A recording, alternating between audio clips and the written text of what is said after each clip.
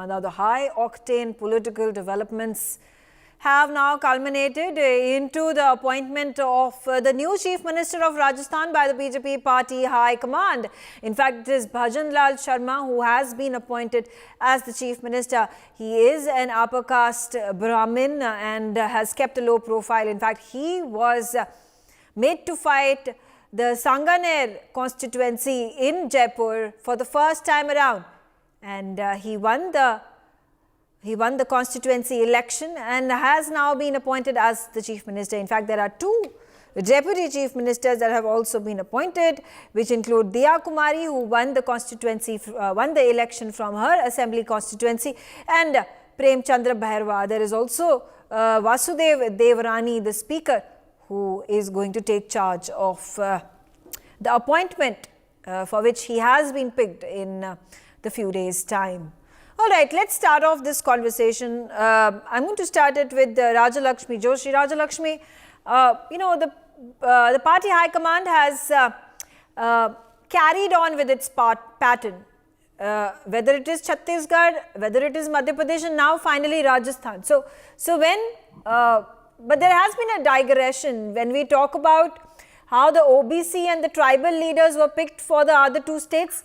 This is a leader from the upper caste who has been picked. So, any reasons this has been done, keeping in mind the division of the communities, what percentage of the communities that are the vote base or loyal vote base of the BJP? Good evening, Megha. And, as unfortunate as it is, we are always looking at all these candidates from the lens of their caste. I would like to start. No, absolutely. It is about caste and region. There are no two ways about it. Yes, but I would like to start a little differently by saying that, Mr. Sharma, he has been the General Secretary in Rajasthan, BJP Rajasthan, for the last 4 years, for the four terms, and he has been a very popular one at that, and he's excellent at organizational skills, and that is apparently his USP. And he is also a front runner against their fight against the corruption charges that were there against the previous government. So those are his strong points, and he has been a very loyal worker, a karyakarta of the BJP, and he has actually been given this chance in spite of the fact that his constituency Sanganer was actually a stronghold of the BJP, and for the last 3 terms there was somebody else, but he has been given the chance right now. So yeah, absolutely. Perhaps take a look at the larger scheme of things. If we now take a look at the a bird's eye view, and now that we know who the Chief Minister is, it is a sure shot likelihood that he was going to be made the Chief Minister, because it is the first time that he is being fielded from a constituency that is a BJP bastion, that is a BJP stronghold, and the likelihood of him winning was 100%. It's a certainty.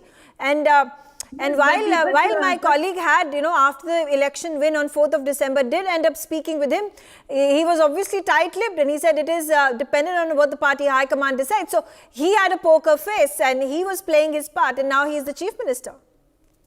Yes, Megha, there's this joke going around that it is easier to leak question papers in Rajasthan, and it is absolutely impossible to leak the results of who is going to be the Chief Minister in any of these states. So that is the joke going around. But that I understand what you say. But even the body language or even the expressions don't give away who is going to be the Chief Minister at all. Absolutely. So absolutely. In fact, we're getting to see these visuals on our screen. So, all the leaders, including the Chief Minister and the Deputy Chief Ministers, they've all arrived. There's Rajnath Singh as well, who have now arrived at Raj Bhavan, the governor's residence, and of course, photo ops. So, congratulatory messages being exchanged between the leaders. So, and soon in, I don't know, just a couple of days, there is going to be the Chief Minister-elect, who is then again going to be presenting himself in front of the governor in Rajasthan and staking claim to form government. And that is how the constitutional procedure goes. I have with me Rajesh Johari as well. Rajesh, again, it's a tall task. I say that particularly for this swing state, when it comes to the assembly elections, where it's instability that reigns supreme in Rajasthan. It has always been a BJP government and then subsequently the Congress government that has governed the state. But if a state has to prosper, you need stability, you need a long-term rule for one political party to carry forward the welfare programs and schemes in the state. Actually, Megha, when we saw communal riots or massacres of Karoli, the openly rioting on the streets of Jaipur and murder of Kanhaiya Lal, so there were of course many other brutal incidents over women in Rajasthan. So it was becoming very, very clear since last 2.5 years that this government will not be repeated. And when I went to Jaipur about an year back, I was riding an auto rickshaw. So I was just because of hello. There is some disturbance. So when I was interacting with that auto rickshaw driver, so he because of my journalism profession, so I asked him about the government. So he said that he will not Gehlot and Congress will not be repeated because of the majority population being marginalized by the government and just for the appeasement. So this was a very big issue. And if a person like an auto rickshaw can speak this, so what we can think about. And secondly, the scene of 2024 has already become very clear after the results of these three states. And there is no doubt that Modi magic will not be there in the 2024 general elections. One more point is there. BJP has chosen persons both in Madhya Pradesh and in Rajasthan who are from very strong RSS background, who have actual worked on the ground as RSS workers, as Khand Karwa, as Jila Karwa, and there are many other appointments, many other posts in the RSS on the ground. So this has been a factor. And the other thing is, every leader, we just heard Bhajan as saying that I will contribute, I will do for the upliftment, for development of the state. So when any of the leaders throughout the country, when he or she assumes the office, he or she says so. But I think, in my view, Bhajan Lal is a person, what he is saying, he will practice that also. All right. I have with me Vinita Hariharan also. She is the BJP spokesperson. Vinita, a situation such as this where, there's a nondescript individual. He is a BJP Karyakarta. He has humble roots. He started off as a member of the ABVP, then climbed up the ranks and finally became the chief minister. But then do you feel at this point of time, and what is the impression being given to the public, to the voters, to the citizens, and to political parties in opposition as well, as to Vasundhara Raje as a regional satrap? Her popularity, her stake in forming government is reducing.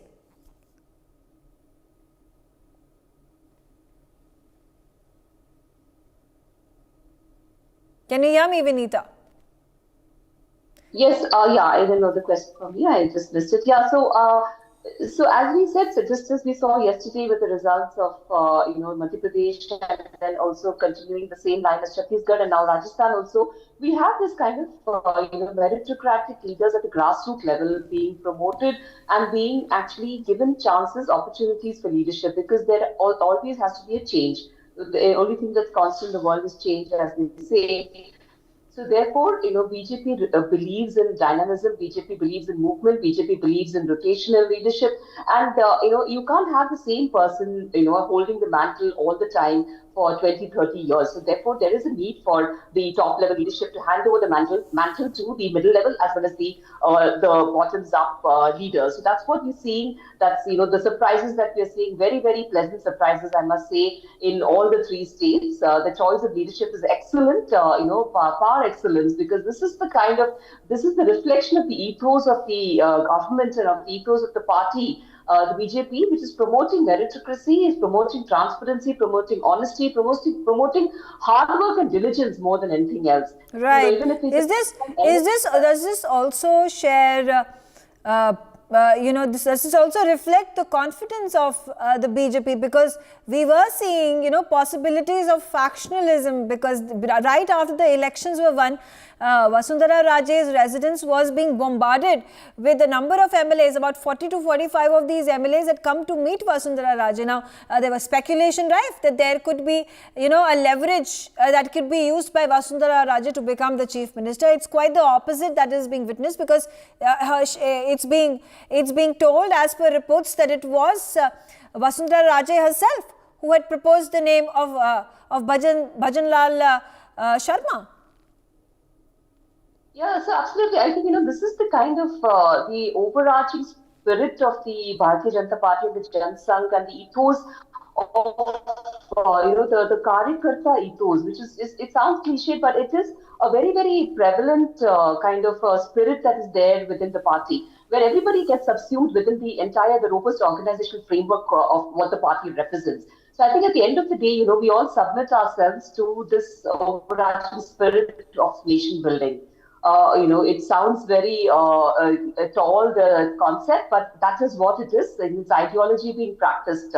You can see for yourself what's happening right from the president's nomination, President of India's nomination, to all the three states. It's absolute surprises, without going for the usual names that are floating around, the tall leaders' names that are floating around. We see new names coming up, new leadership being, brought out, and which is very, very encouraging for the cadre, which is below the top brass, which is so important for a party to have longevity and sustainability, I would say. Right, absolutely. Okay, coming back to you, Rajalakshmi, now this is also a game of numbers. Now, at the end of the day, the political party who's fighting the elections, whether it is Assembly or the Lok Sabha, have to win the numbers, have to get the seats. Now, is there going to be any impact whatsoever of the Assembly results? Because the last time around, when we saw the 2018 Assembly elections in Rajasthan, it was the Congress that ended up winning. But the 2019 Lok Sabha results were obviously in favor. 25 of the 25 seats, the maximum number of them were given to the BJP. Do you think the same sentiment is going to be reflective, or is the tally of the BJP then going to further increase in the Lok Sabha election now that we see BJP in power in Rajasthan? Megha, that's a very interesting question. I would actually say that, last time around in 2018, when Congress won, they had this advantage of an anti-incumbency of the BJP government, and also the fact that, in Rajasthan, there are, at least 50 seats which keep flipping every time. So last time they had that advantage. But in spite of that, when it came to the Lok Sabha elections, at that time, it was a completely different story altogether. So even this time around, now the strategy of the BJP has been such that they have actually addressed every seat individually, and PM Modi was at the helm of affairs. There was no chief ministerial phase at all, and the entire party, they faced the elections as one single party. So it was almost as if it was a preparation for the 2024 elections. Now, also coming to the caste equations again. See, the kind of messaging that the BJP has given is that this is a party that accommodates and that gives value to everybody. It may be a royal person, it may be somebody from very humble beginnings, like say, Diya Kumari also finds herself as a deputy chief minister, and then you have Vishnu Dev Sai, who is from absolute humble beginnings, who is a chief minister, and then you have somebody who is a Brahmin at the helm of affairs, and in another state you have a tribal at the helm of affairs. You have people from the scheduled caste, as in the case of Dr. Premchand Bhairwa. See, he is a very highly educated person also. So you see that there are people across all categories, across all the entire spectrum. They have completely made sure that everybody is definitely going to be affected, and they are going to be this sends a strong message to everybody, saying fair that enough. this is a party that Rajesh, accommodates now, everybody. Rajesh, now, do you think there could be disgruntlement from the side of Vasundhara Raje, who has always been a major stakeholder in the Rajasthan Assembly election, Lok Sabha as well, her constituency, which is in down south in Rajasthan, Jhalawar, and that's where she has always won. It's like her bastion, and nobody has been able to penetrate into her fortress. Could there be disgruntlement from the side of Vasundhara Raje? The possibility of that type of disgruntlement cannot be overruled. But BJP, as far as I have studied in my life about BJP, because if we compare all political parties of the country, so BJP is a cadre-based party. So a situation like what happened in Madhya Pradesh when Jyotiradish Scindia switched over, so it is not possible in BJP, because here organization is important. There is every person it is a cadre based party, and the people are devoted towards the cadre. The cadre is the first thing. So rarely, and see, people have already seen the fate of Uma Bharti.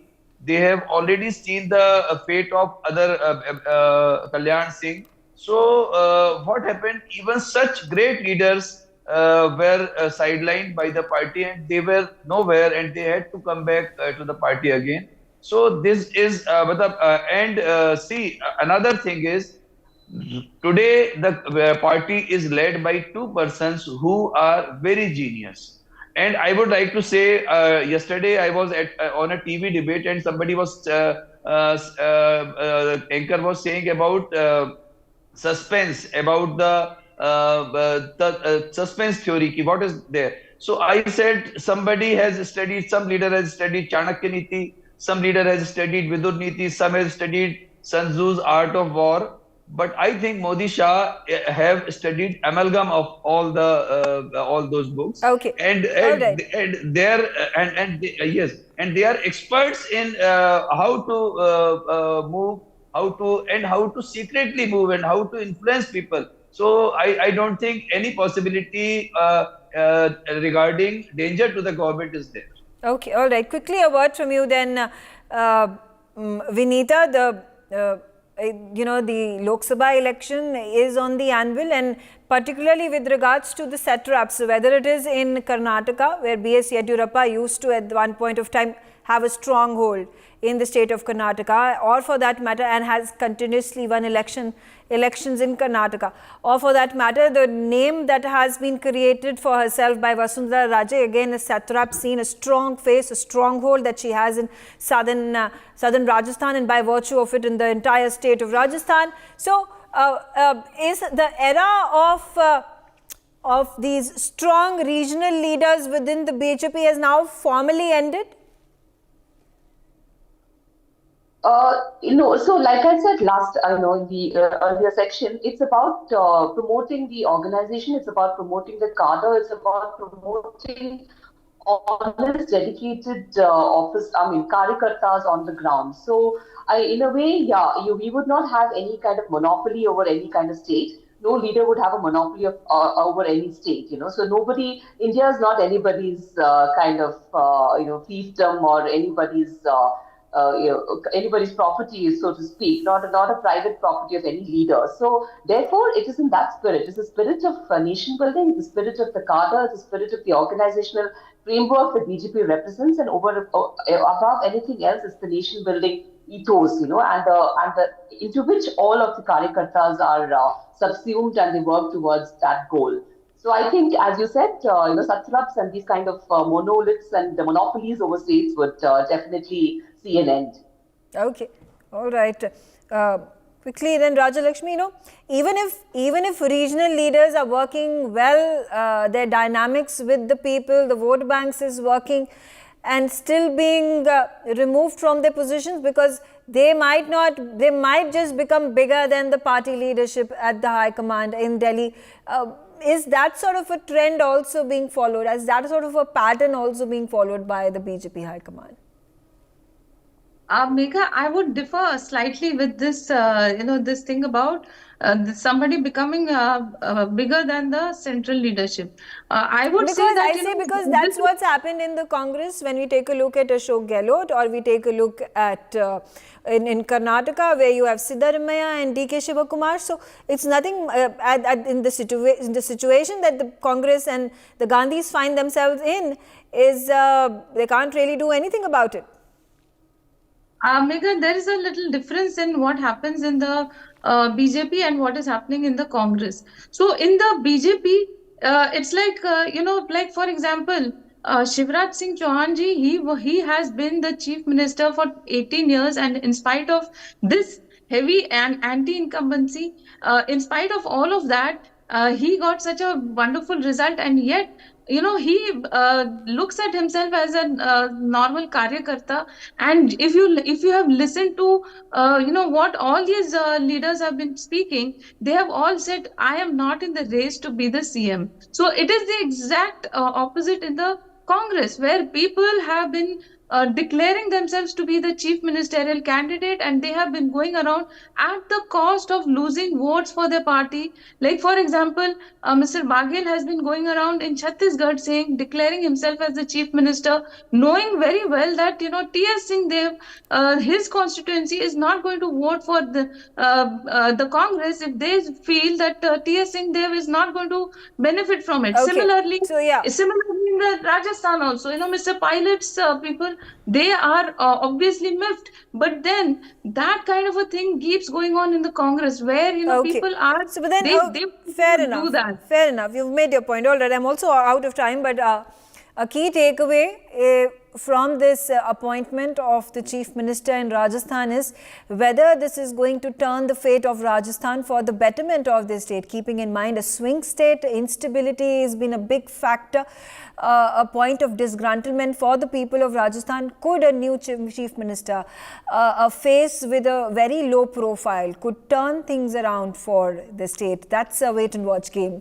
For more such videos, subscribe to the NewsX YouTube channel, hit the bell icon.